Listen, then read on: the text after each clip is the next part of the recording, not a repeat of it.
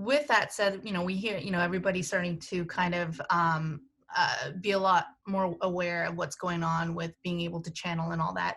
I also hear a lot of terminology like 5D and 3D, 4D. So I want to hear your take on it because everybody seems to have different, Yeah. perspective and perceptions on it. Yeah. So the term that I use is kind of old paradigm and new paradigm.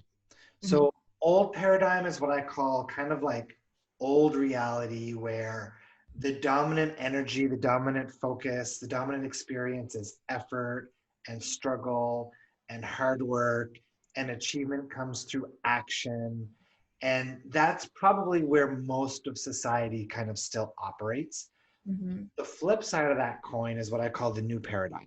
And the new paradigm is where ease is the norm and you rely on the mechanism of synchronicity so much more, and you're aware of source and manifestation and law of attraction in these concepts.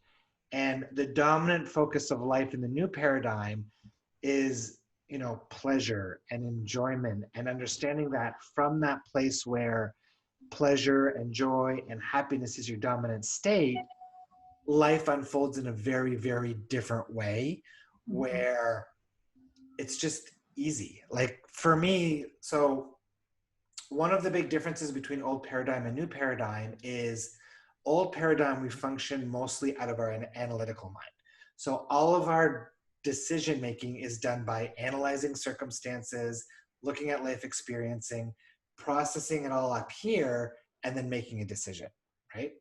The next step up from that, which is what most spiritual people are aware of or practice, is making decisions from your intuition, feeling out what decisions are best, and then maybe cross-referencing it with your mind.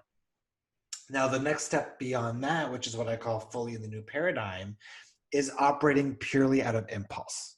Hmm. It's being in alignment and being in that pleasurable place where you're connected from source and you're just following your impulses of inspiration. So, oh, I've got an impulse to go write a book. I'm going to go write a book. Oh, I've got an impulse to go cook dinner. I'm going to go cook dinner. Oh, I've got an impulse to go take a nap. I'm going to go take a nap. It's understanding that these impulses of excitement are coming from our inner beings, are coming from that inner guidance. And what's magical about operating from that place is you're not trying to figure shit out all the time. You're not in your head all the time, right? Hmm. So it's like it takes this big load off of your shoulders where you just live life in a way that's so much easier and so much more relaxing.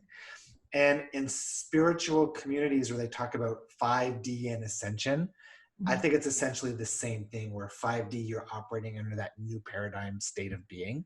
Uh-huh. The mistake that most people make around the concept of 5D is they think that like there's this planetary ascension and everybody's automatically ascending to this 5D where everything's going to be dreamlike and everything's going to be great. And what Hmm. people don't realize is that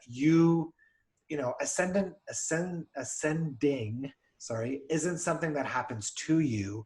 It's Right. something that is a byproduct of you working on your alignment and dealing with your stuff. Right. There's like nothing out there that's going to come save you. It's something Exactly. you have to work within yourself. I like that.